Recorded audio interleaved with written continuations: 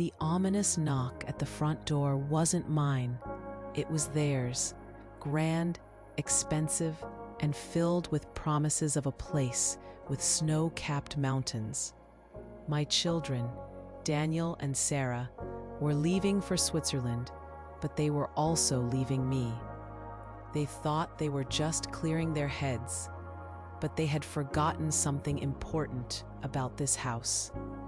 I built this house, you know? Not with my own hands, not like my Arthur did, my dear late husband. He was a master builder, a man who understood foundations and roofs. But with every brick he laid, with every nail he hammered, I was there in spirit. I was there, imagining our life, our children growing up within these walls. This place, it holds every single memory, every scraped knee Daniel ever had playing in the garden, every giggle Sarah let out during a tea party in the living room, every birthday celebration, every quiet evening by the fireplace. It's not just a house. It's the very skin of my life, woven with threads of laughter. And yet, here they were, Daniel and Sarah, my own flesh and blood, bustling around with a kind of nervous excitement. This trip to Switzerland, it had been months in the making. Whispers in the kitchen, hushed phone calls late at night, maps and brochures spread out on the dining table. I'd catch bits and pieces. Snow-capped mountains, unique opportunity, clearing our heads. My heart ached a little even then, a dull, familiar throb. Clearing their heads, that's what they said, as if my head, my 76-year-old head, didn't need any clearing. No, my head just needed a new address, apparently. A small, simple room in some assisted living facility. Just for a while, Mom, they told me. Their voices a little too bright, their smiles a little too wide, trying to mask something I couldn't quite place. I remember standing in the doorway, my hands clasped tightly in front of me, forcing a smile onto my face. My cheeks felt stiff, almost frozen. My throat felt tight, as if a knot had formed right there, making it hard to swallow. "Have a wonderful trip," I managed to say, my voice sounding strangely thin, even to me. I hugged Daniel first, then Sarah. Their hugs felt hurried, distant, like they were already mentally halfway to those alpine peaks, their thoughts consumed by glaciers and fondue. There was no real warmth, no lingering pressure in their embrace. Just a quick pat, a hurried kiss on my forehead, and then they were gone. I stood there, motionless, watching their car pull away. It was a big, fancy car, one that seemed to swallow the entire street as it glided along. It disappeared around the bend, taking with it the last echoes of their laughter, the sound of their voices, the rustle of their movements, the very energy they brought into this house, all gone. What was left wasn't peace. Oh no, it was a silence so heavy, it pressed down on my chest, making it hard to breathe. It was a silence that screamed a truth I had been pushing away for weeks, for months, refusing to acknowledge. I had become a burden, a heavy old piece of furniture that no longer matched the new, sleek, modern decor of their fast-paced lives. It was polite, you see, so very polite. There were no shouts, no harsh words, no open arguments, just a quiet, gentle pushing aside, a careful, considered displacement. "For your own good, Mom," You'll be more comfortable there." Every word was a perfectly wrapped gift of polite cruelty. They didn't even have to say it directly. I could feel the distance, the emotional coldness that had crept between us, thick and suffocating like a winter fog. It wasn't a wall they built overnight. It was like a slow, creeping chill that finally enveloped everything we once shared. The rejection wasn't a sudden, stinging slap. It was a slow, quiet fade, a kind of silent humiliation that seeped into my bones. I stood alone in the living room, the same room where we used to gather, where we'd watched countless movies, where grandchildren had played. Now it was just empty, just me and the oppressive silence. The tears came then, hot and stinging, rolling down my face without control. One after another, they carved paths through the dust of my old dreams, through the ache in my heart. Each tear was a quiet, bitter acknowledgement of the pain, the profound loneliness that had just moved in and made itself completely at home. How could the children I raised, the ones I poured every ounce of my being into, just leave me? But then, through the blur of my tears, something shifted. A tiny spark in the overwhelming darkness. An old memory, a quiet whisper from a time long past, from a man I loved more than life itself. A promise.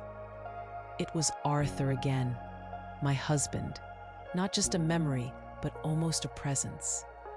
I could see his kind smile, his eyes full of that familiar warmth, that unshakable certainty he always carried. The memory began to glow, like a tiny ember beneath a pile of cold, gray ashes. A forgotten detail, a secret kept under lock and key, something they didn't know, something hidden right here in this very house. And suddenly, the tears didn't feel quite so endless anymore. There was a faint flicker of something else, something I couldn't quite grasp, but it was there, a distant echo of power, just waiting. My name is Eleanor. I am 76 years old. 76 years lived, some gentle, some hard, all stitched together like the pieces of fabric in a quilt. A seamstress, that's what I was my whole life. Not a grand title, I know, but it was my calling. I wasn't one of those fancy designers, no. I was the neighborhood seamstress, the one who knew every client by name, not just their measurements. Oh, I knew the exact measurements of every dream, every hope that came through my door. A young girl's first prom dress, a mother's anxious request for a wedding gown alteration, a nervous father needing his suit mended for a job interview. I saw it all. I heard their stories. I stitched their hopes into the fabric. Every party dress I hemmed, every school uniform I mended, every tear I fixed. That was how I earned the money. That was how I raised Daniel and Sarah, my 2 children, my heart and soul, my whole world. I remember the late nights, the hum of the sewing machine a lullaby, the prick of the needle on my finger, a small price for the joy on their faces. I wanted to give them everything, a good life, a secure home. And this house, this very house, Arthur, my late husband, built it. He wasn't a man of many words, but his hands, they spoke volumes. He was a master builder, you see, a quiet, strong man with calloused hands and a gentle heart. He laid every single brick of this house with his own hands, every single one. I remember watching him, his brow furrowed in concentration, sweat beading on his forehead. He'd come home smelling of sawdust and fresh mortar, tired but always with a soft smile just for me. He always said this house was more than just walls and a roof. It wasn't just wood and plaster. It was our nest, he'd say, our safe harbor, a place where we'd always be together, always be safe, always be home. He truly believed that, and I did too. Arthur's been gone now for 5 years. 5 years since he left this world, leaving an emptiness that no amount of light could fill. After he passed, I poured every ounce of myself into Daniel and Sarah. They were my reason for getting up every morning. My modest pension, it barely covered my medications, the ones the doctor insisted I take. But it was enough. I stretched every penny. I didn't need much for myself.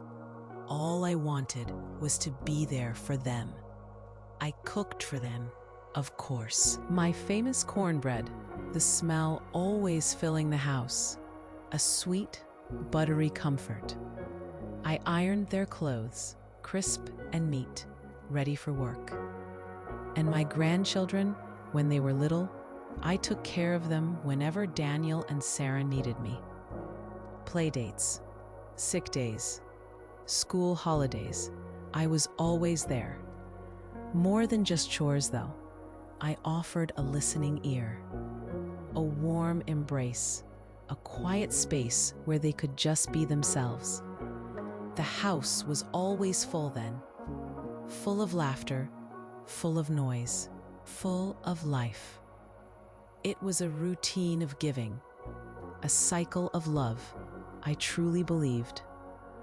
That was the foundation of our family. That was my guarantee of a supported old age. I never worried. Why would I? We were family. What Daniel and Sarah didn't know, or perhaps never bothered to ask, was about a worn leather briefcase. It sat tucked away right at the back of Arthur's closet, hidden under a stack of old blankets. He had kept it there, always, a secret between us. He made me promise. He made me promise that I would only open it if I ever felt truly disrespected or alone. Alone within my own home, he emphasized. He looked at me, his eyes so clear and full of love, even in those last weeks of his life.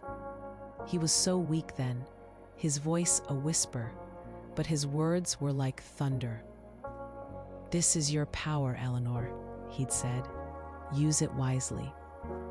I remember his hand, frail but firm, squeezing mine. Until that morning, with the car pulling away and the house falling silent, the briefcase had remained untouched. A silent testament, a quiet promise, a secret. It had just sat there, waiting. All these years, a testament to a love that saw beyond the present moment. A love that saw into a future I never imagined. A future where I might feel this lost, this discarded.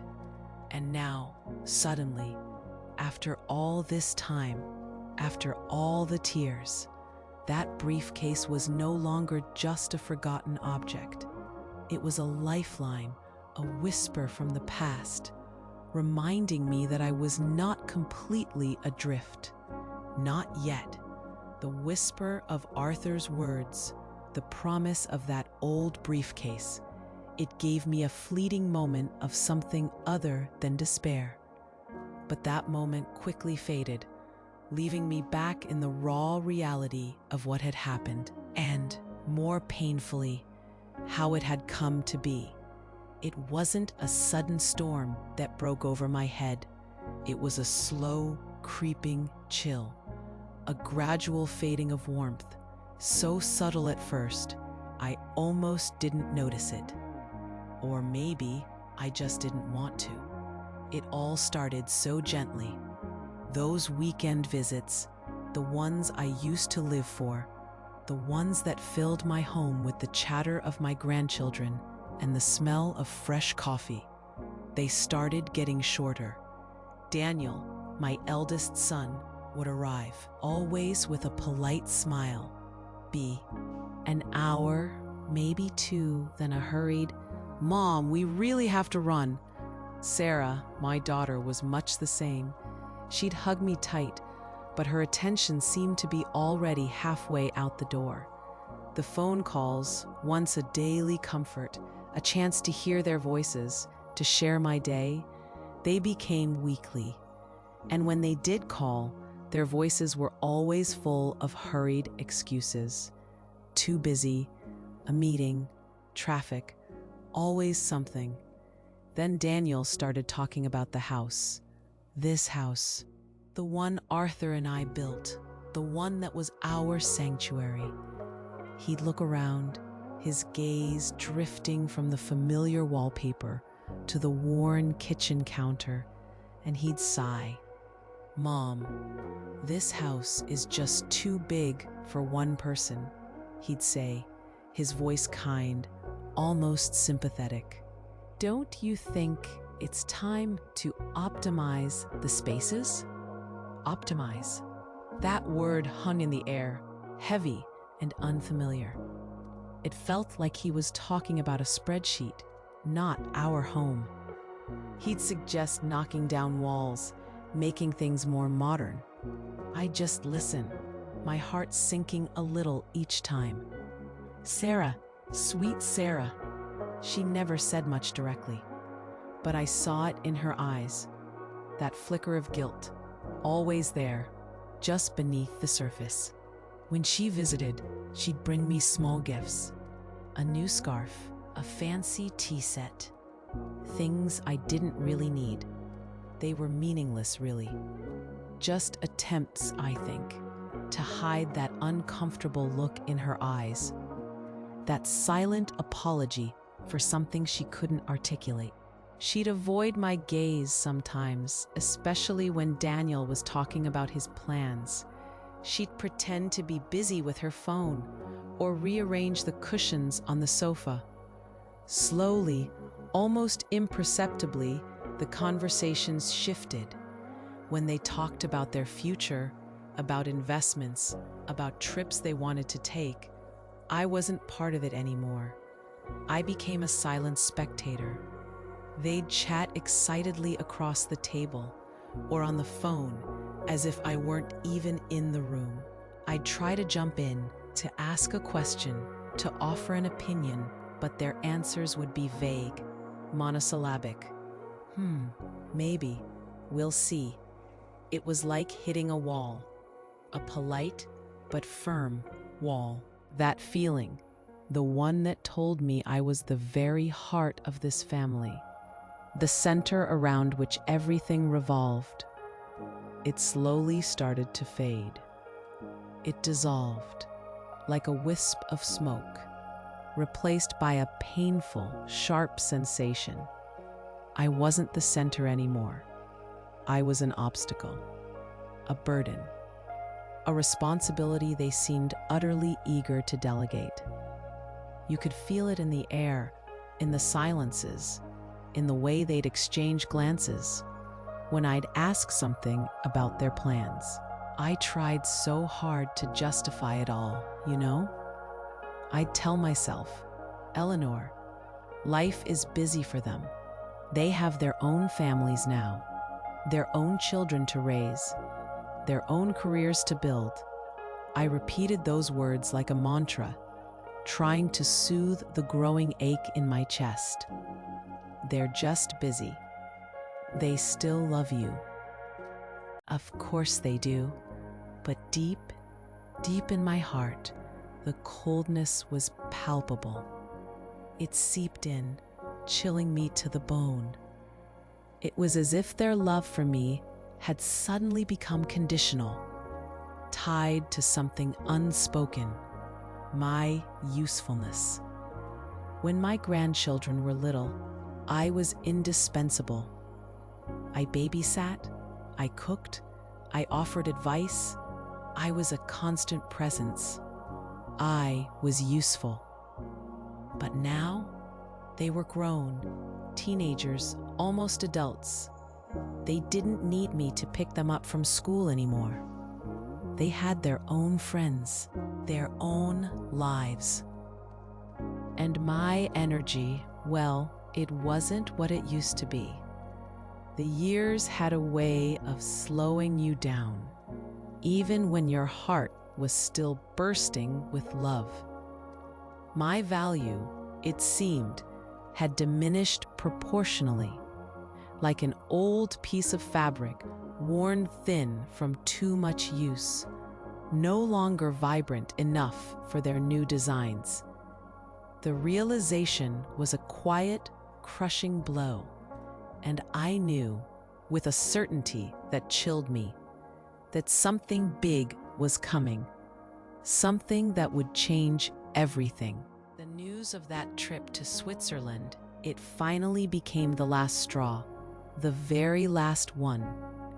They sat me down on the living room sofa, the same one where Arthur and I used to cuddle on chilly evenings, the same one where Daniel and Sarah, as children, would pile up with popcorn to watch Saturday morning cartoons. So many memories lived in that sofa, felt in its worn fabric. They sat me there, one on each side, like bookends, and announced their big news, Switzerland, with an enthusiasm that felt so forced, so bright, it just didn't reach me. It was like they were performing a play, and I was the reluctant audience of one. Then came the final blow. It wasn't a sudden punch, it was a quiet, deliberate push. They said they would take advantage of their absence to do a major renovation on the house. To modernize, they said, and to increase the property's value. And because of that, of course, I couldn't possibly stay here. The house would be a construction site, you see, dust and noise. The solution, presented as a great favor, was already chosen: the Haven Retirement Home. Their voices were soft, almost sweet, as if they were giving me a gift. A quiet, cozy place, they promised. There was no discussion, not really. The decision, I could tell, had already been made long before they sat me down on that sofa. My opinion, my feelings, they weren't needed. They were just informing me of their plans, already set in stone. I went to visit the place, the Haven. It was a small room, just a single bed, a dresser. It smelled of disinfectant, a sharp, clean smell that somehow felt like loneliness. The window looked out onto a concrete wall, just gray, unyielding concrete. I saw the other residents too. Their faces were kind, but their gazes were empty, like there was nothing left for them to look forward to. A chill went through me right to my bones. That's where they wanted to leave me, while they enjoyed stunning mountain landscapes and fancy dinners on the other side of the ocean. The humiliation wasn't in shouts or angry words. It was in the condescending silence, the way they avoided my eyes, the way they treated my feelings as if they didn't exist. On the morning of their departure, the house was a flurry of movement. The sound of zippers closing, the quiet thud of suitcases being carried down the stairs. I packed my own small bag, just a few clothes, my Bible, a picture of Arthur, nothing more. My hands shook a little as I folded my things. I knew the tears were coming. They were already blurring my vision. Daniel and Sarah were busy, bustling around. They didn't notice my tears, or maybe they just pretended not to. They gave me a quick kiss on the forehead, both of them. A hurried peck, almost an afterthought. And then a small, shiny object pressed into my palm. The key. The key to my new, small room at the retirement home. My new address. They walked out, their voices bright with anticipation. The door closed behind them, quietly, with a soft click that echoed in the sudden, cavernous silence. But to me, that click wasn't just the sound of a door shutting. It was the sound of my heart breaking, a deep, agonizing crack. In that instant, standing there in my suddenly empty house, holding the cold metal key in my hand, I understood something with a clarity that stung worse than any tear. The love I felt for them. My children, it was unconditional. It always had been. But their love for me, it had many conditions, so many, and I had just run out of them. The first hours in that retirement home room were the longest of my life. The air hung heavy, thick with the smell of disinfectant and something else. Something I couldn't quite name, but it felt like stale sadness. I closed the door softly behind me, the sound final, echoing in the tiny space. I walked to the window, but there was nothing to see. Just that gray, unyielding concrete wall. No garden, no sky, no familiar street. Just a wall. That's when the crying came. Not loud, sobbing wails that would attract attention, but silent, bitter tears. They just streamed down my face, hot and endless. I cried for the ingratitude, for the quiet cruelty of it all. I cried for the loneliness that had taken root deep inside me. I pictured Daniel and Sarah smiling at the airport, probably already laughing, excited for their trip. The image of their happy, carefree faces, so far from my despair, twisted something inside me. It was a pain that went deeper than just being left behind.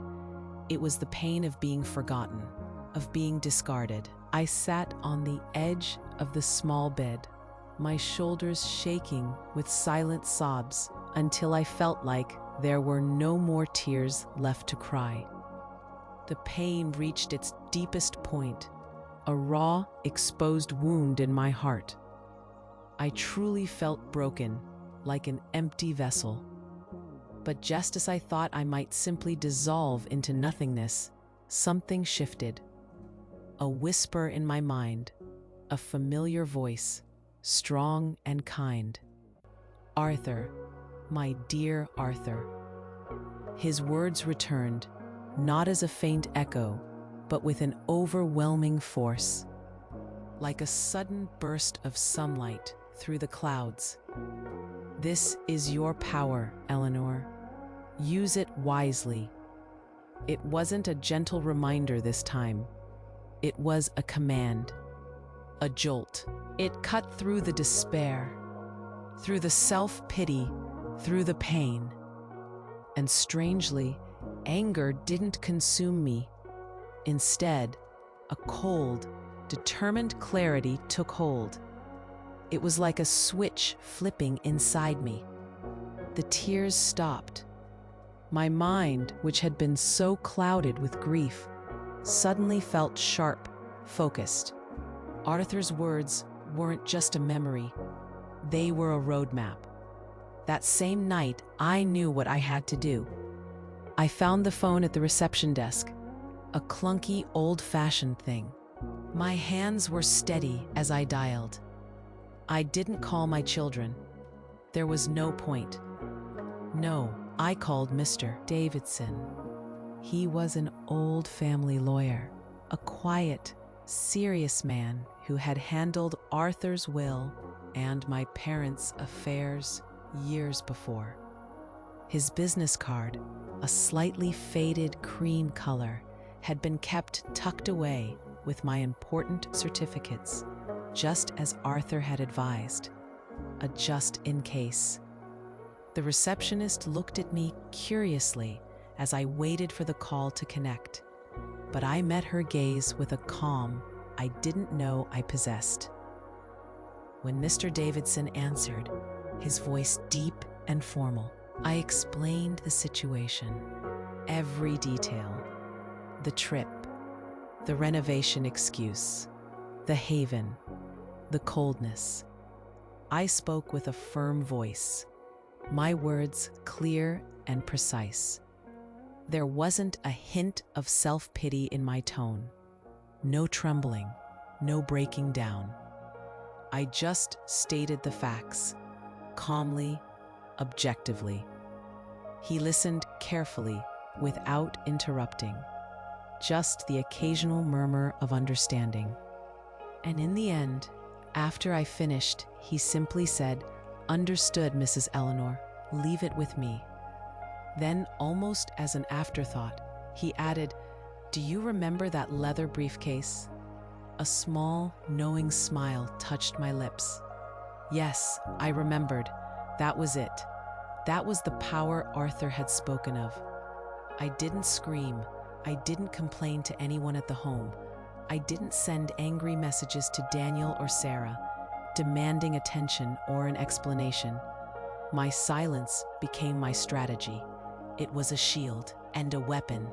While they were busy posting photos of fondue pots and majestic alpine landscapes on social media, probably convinced they'd solved their mom problem neatly, I was gathering my strength. They were enjoying their perfect vacation, oblivious. They thought they had left me in a storage unit, a forgotten item easily packed away. But in reality, they had given me something far more valuable than a room with a view. They had given me the time and the distance, the time to think, to remember, to reconnect with myself, and the distance to truly see them and my place in their lives, without the blurry lens of expectation and constant giving. I knew that the house, the very stage of my humiliation, held the secret of my dignity, and I was going to reclaim it, quietly, steadily. They had made their move. Now it was my turn. The following 15 days stretched out like an eternity. Each one was a test of endurance. The nurses at the home, they were kind, truly. They meant well. They smiled.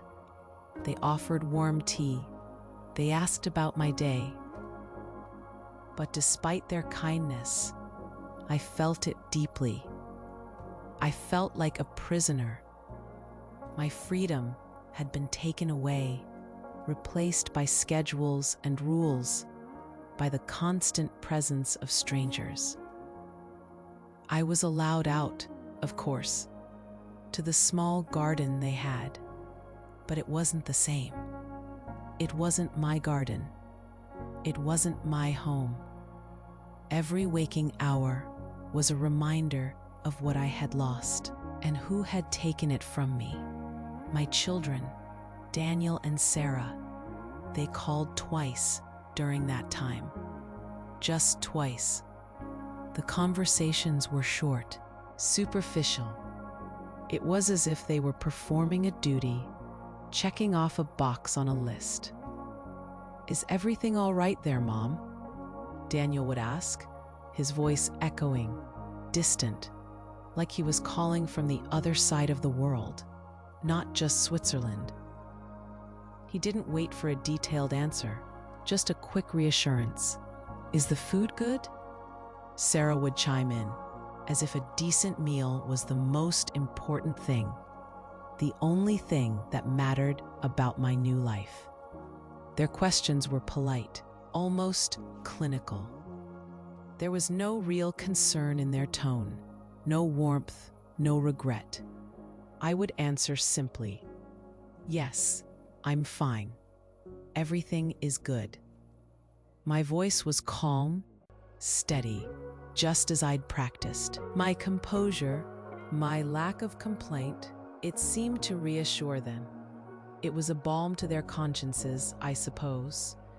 It allowed them to believe they had done the right thing, that I was settled and content. It allowed them to alleviate any lingering guilt they might feel. They thought they had won. They thought they had handled me beautifully. But the worst part, the absolute worst part, came when my daughter-in-law, Chloe, Daniel's wife, decided to share their perfect vacation with the world. She posted a photo album on Facebook, a series of glossy, vibrant pictures, each one a sharp blade to my heart. The caption read, "Perfect family vacation, recharging our batteries." Recharging their batteries, while mine felt completely drained. I scrolled through the images, each click a new pang of agony. Daniel and Sarah, laughing, their faces tanned and happy. My grandchildren, smiling broadly, free and joyful. And then there it was, a photo of them, all of them, toasting. Glasses raised high in a luxurious restaurant, their faces alight with happiness. That image, so full of careless joy, hurt more than any words, more than any direct insult. It screamed of a life they were living, a happiness they were experiencing. That had no place for me. They were celebrating their freedom, their new independence from the burden I had become. Other relatives, a few of them, like my niece Maria, called too. They meant well, I think, to see how I was, to offer a polite sympathy. When I told the truth calmly, without accusation, just the simple facts of my situation, I could hear it. The immediate shift in their voice, the awkward pauses, the sudden apologies, the embarrassment. It was that silent complicity, the unspoken agreement within families that some things are better left unsaid, that it's easier not to get involved, not to upset the delicate balance. They felt pity for me, I knew that, but not one of them was willing to fight for me. Not one was willing to challenge Daniel or Sarah. And the loneliness, it deepened then. It settled over me like a heavy blanket, cold and suffocating. I was the old lady everyone pitied, the one who had been quietly put away, but for whom no one, absolutely no one, was willing to stand up. The pain, it reached its peak during those 2 weeks. A crescendo of abandonment, of quiet betrayal.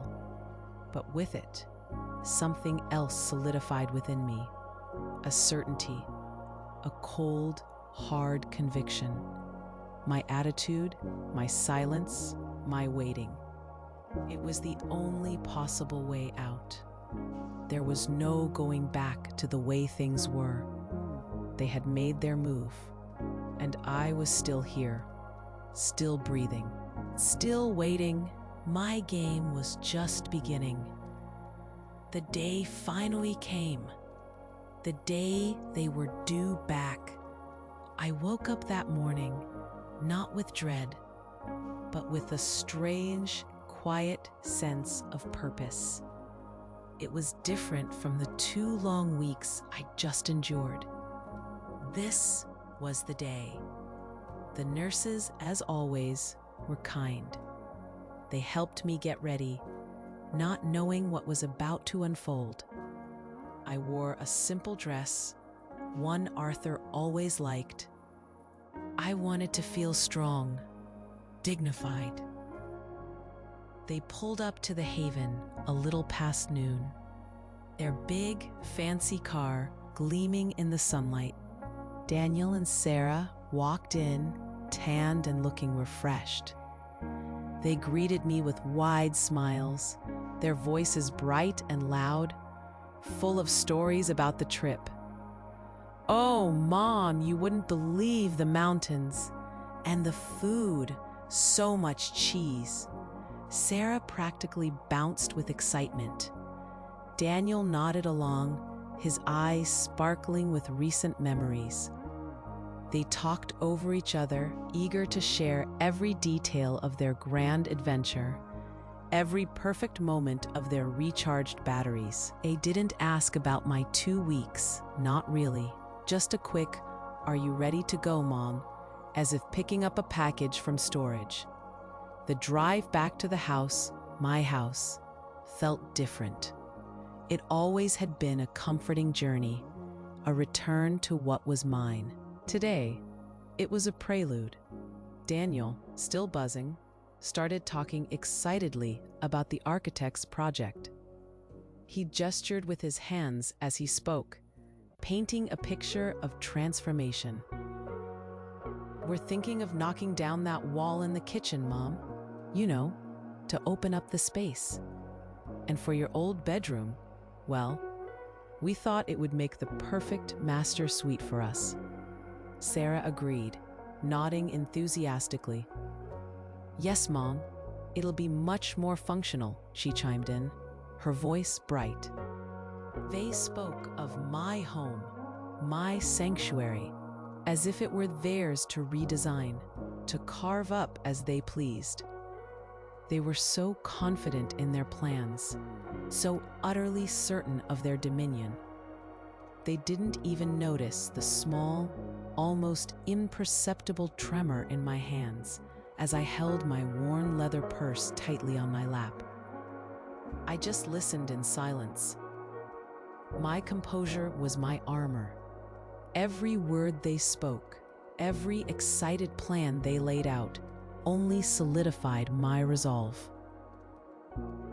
When Daniel finally turned the corner onto our street, the street where I'd lived for over 50 years, he slowed the car. And then he stopped. Not quite in front of the house, but close enough. His enthusiastic chatter died in his throat. Sarah, who had been mid-sentence about a Swiss chocolate shop, also fell silent. 2 figures were waiting at the door. 2 men in dark suits, standing there with an air of quiet authority. My heart gave a little flutter, but not of fear, of anticipation. They were my lawyers. Mr. Davidson, his gray hair neatly combed, stood beside a younger man, his associate. They looked calm, professional, completely out of place on our quiet residential street, and completely unexpected by Daniel and Sarah.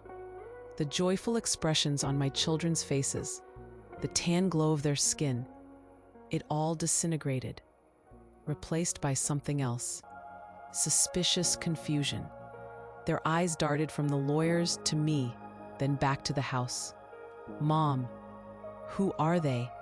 Daniel asked, his voice losing its confident edge, a hint of unease creeping in. Sarah just stared, her mouth slightly open. They looked like children caught with their hands in the cookie jar. I didn't answer them. I didn't need to. My silence was the answer. I unbuckled my seatbelt, slowly, deliberately. I opened the car door and stepped out, feeling the familiar gravel crunch under my sensible shoes. I walked toward the house, toward the lawyers, my steps steady. The air felt heavy with unspoken questions. As I reached the porch, Mr. Davidson offered me a respectful nod. "Mrs. Eleanor," he murmured, his voice low and kind. He then turned, his gaze falling directly on Daniel and Sarah, who were now standing by their car, looking utterly bewildered. With an undisturbed calm that I found almost beautiful, Mr. Davidson began to speak. His voice was even, professional, but held an undeniable weight. He explained the situation simply and clearly. He opened a folder, a dark, worn leather one. It was the same briefcase, Arthur's briefcase, the one he'd kept at the back of his closet all those years. He pulled out a document, crisp and official looking. It was the original deed to the property. He held it up, just for a moment, letting them see it. The house, he explained, had never been in my father's name, or Arthur's for that matter. It was a family asset from my mother's side, passed directly to me as an inheritance, registered as separate property even before my marriage to Arthur. It had always been mine. Legally, the house was and always had been exclusively mine. Arthur's will, he added, only reinforced this. He made it abundantly clear that the possession, the ownership, was mine, unquestionable, absolute. The silence that followed was deafening. It pressed down on us, heavy and thick. Daniel's jaw dropped. Sarah's eyes, wide with disbelief, stared at the document in the lawyer's hand as if it were a foreign object. Shock, disbelief. It took over their faces, wiping away all traces of their vacation glow. There were no shouts, no accusations hurled from their side. Not yet, just the truth. Clear and irrefutable. Stated with the quiet, unshakable tranquility of justice finally being served. This was my home, and it always had been. They had forgotten that fundamental detail, and now they would learn. The silence stretched, pregnant with what was to come. What would they do? How would they react? This wasn't just about a house anymore. It was about everything. The silence after Mr. Davidson spoke, it wasn't just deafening. It was a silence filled with shattered illusions. Daniel and Sarah stood there, their faces drained of color, utterly speechless. All their grand plans, their architectural dreams for my house, crumbled in that instant. There were no arguments, no accusations from them, just a profound, unshakable shock. They looked like strangers, really, two grown adults who had just realized they knew nothing about the woman standing before them, the woman they thought they could so easily dismiss. In the days that followed, the house that had so recently felt like a prison, a stage for my abandonment, began its slow transformation into something else. My sanctuary, my true home once again. Daniel and Sarah, they moved through the rooms like ghosts. They collected their belongings, quietly, almost shamefully. There was no defiance left in them, no anger directed at me, just a heavy, stunned quiet. I watched them, my heart a complex mix of sadness and a strange, liberating relief. I didn't ask them to leave forever. I didn't banish them from my life. But I did ask them to give me the space they themselves had denied me. I asked them to find their own places, to understand what it truly meant to build a home from scratch with their own hands, their own effort, their own love. It was the hardest lesson I could give them, and perhaps the most necessary. My routine, the one that had been dictated by their needs for so long, the one that had been so cruelly interrupted by the Haven, it changed completely. The afternoons were no longer filled with the endless obligations of before. No more hurried cooking, no more tending to their laundry, no more waiting by the phone. Instead, they were filled with my own desires, my quiet wants, the things I had put aside for years. I went back to my sewing machine. The whirring sound, once a constant companion of my working life, now felt like a gentle melody. But this time, I wasn't stitching party dresses for others or mending school uniforms. I was sewing for myself, purely for myself. I made new curtains for the living room, a soft cream color that let the sunlight filter in gently, making the room feel lighter, airier. I spent hours at the window, not just looking out, but planning. I decided to plant a lavender garden outside the kitchen window, just where Arthur used to sit and read his newspaper. The idea of the purple blooms and their calming scent made my heart feel lighter. It was a small act, a simple one, but it felt incredibly significant. A fresh start, rooted in old memories. And then there was Arthur. Not my husband, not anymore in the physical sense, but a sweet, caramel-colored mutt I adopted from the local shelter. He had big, soulful eyes and a tail that wagged with boundless joy. I named him Arthur. Afternoons were now for long walks with him in the park, his little paws patting softly beside me. Evenings were for quiet companionship, his head resting on my lap as I read or simply watched the twilight settle over my garden. The house, yes, it remained large, but now the space was no longer echoing with absence. It was filled with my peace, my own choice of music, and the soft, comforting sound of Arthur's paws on the old wooden floorboards, a quiet rhythm of life continuing. I didn't become a rich woman, not in the way they might have imagined. I didn't become vindictive, filled with a desire for revenge. That wasn't my way. I simply reclaimed what was rightfully mine, my home. Yes, every brick and every beam of it. But more importantly, I reclaimed my dignity.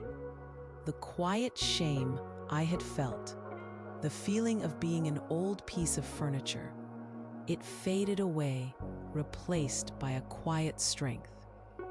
The silence that had once frightened me so deeply, the silence that had screamed of loneliness in that empty room, was now my companion. It was a sacred space, a quiet sanctuary where I could reconnect with myself, with the woman I had been before I became just mom, just grandma, just Eleanor, who takes care of things. I discovered something profound during these days. True strength, I realized, doesn't lie in being indispensable to others, in being needed so desperately that you are never forgotten. No. True strength lies in being sufficient for oneself, in finding your own completeness, your own value, even when the world, even when those you love most, try to tell you otherwise. I felt alive again, clear-minded, and peacefully, truly starting over. This was not the end of my story. It was just the quiet, hopeful beginning of a new chapter, written by me, for me. You know, my story, the one I've been telling you. It might sound like it's just about a house, about bricks and mortar, a legal document, an inheritance. And yes, on the surface, it is.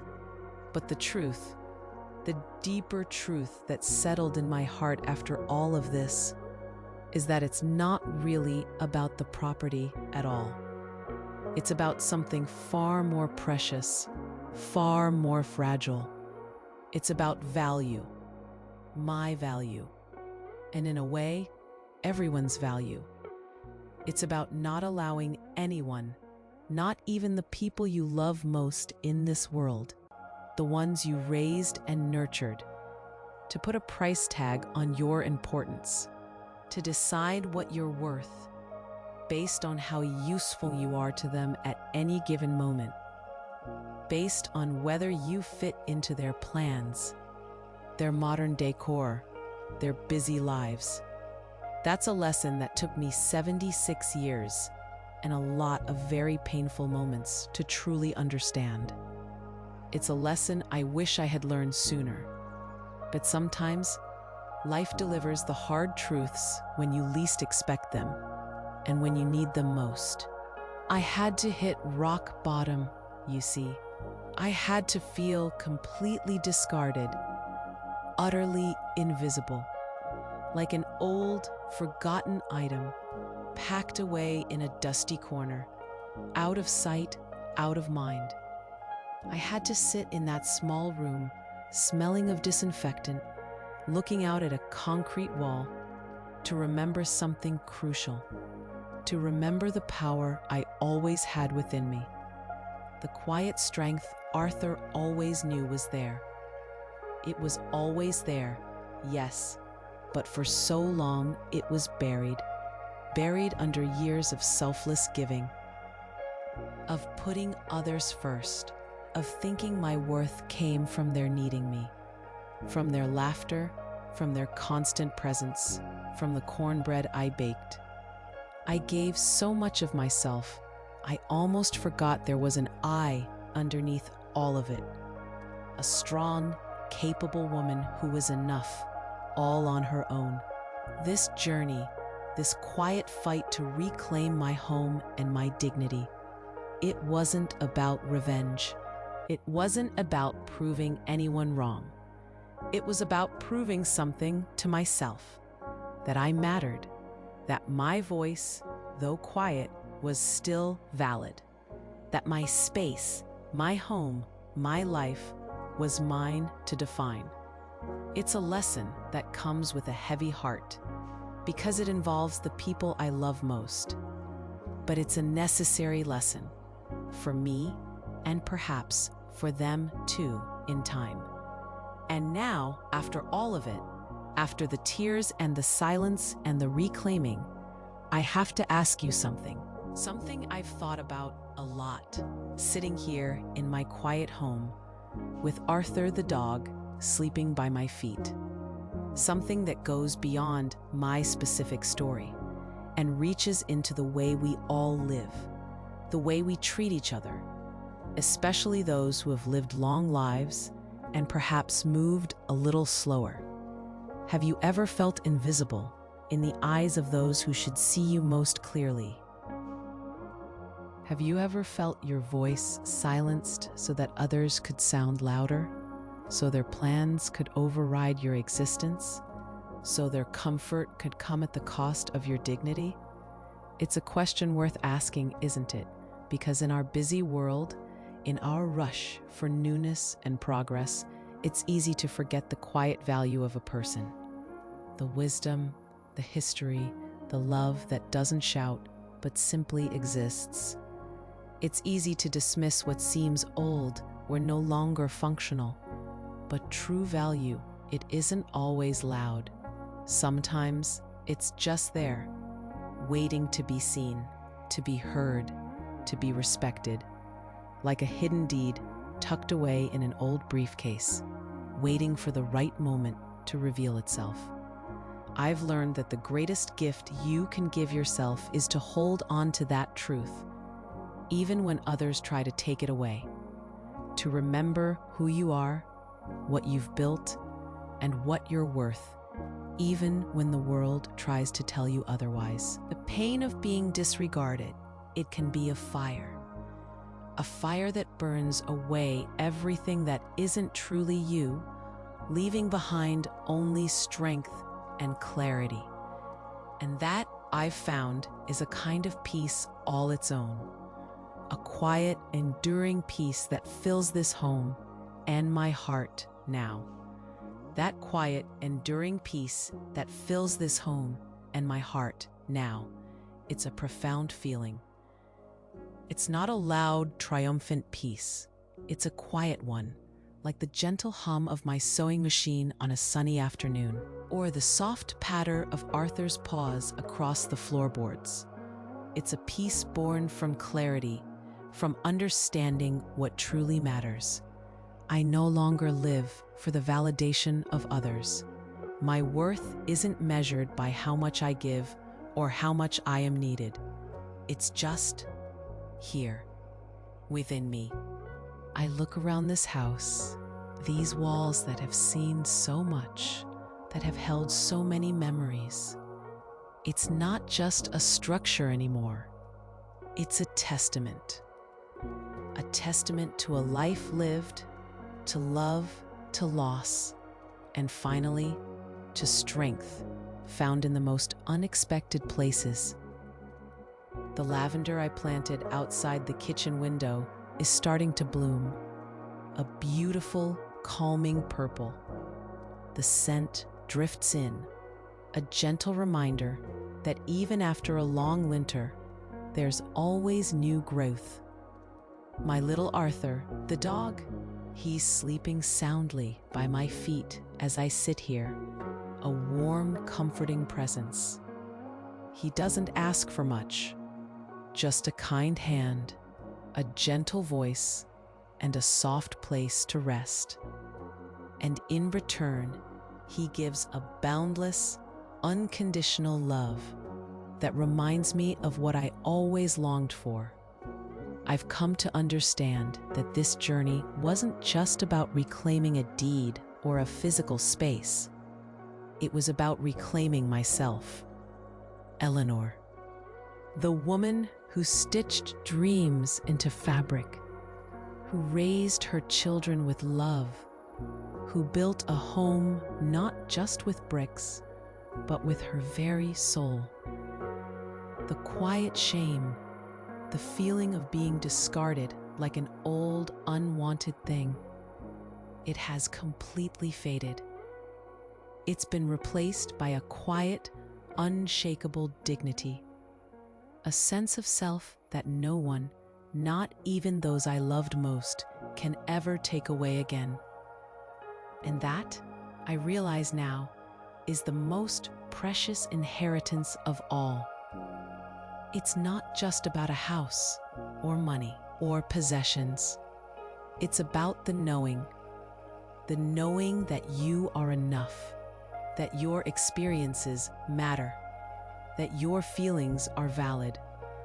It's about not letting anyone silence your voice, even if that voice is just a quiet whisper in your own heart. Because sometimes, the most profound truths are found in those quiet whispers, in the moments of deepest reflection. I'm here now, in my home, feeling a peace I never thought possible after all that happened. The pain, it's still part of my story, yes. It's a scar, but not an open wound. It's a reminder of how far I've come, of the strength I found when I thought I had none left. It's a reminder that even when you feel most alone, most forgotten, there's always a flicker of light, a hidden power waiting to be rediscovered. And if you've ever felt that quiet dismissal, that feeling of being unseen, then you understand what I'm talking about. Because these stories, they're not just mine, they're ours. They're the echoes of so many lives, so many quiet battles fought, so many moments of finding light in the darkness. Sharing them, truly hearing them, it's how we connect, how we remind each other that we're not alone in this complicated journey called life. And if you want to keep receiving real stories like this, pay attention. YouTube might be unsubscribing you without warning. Co.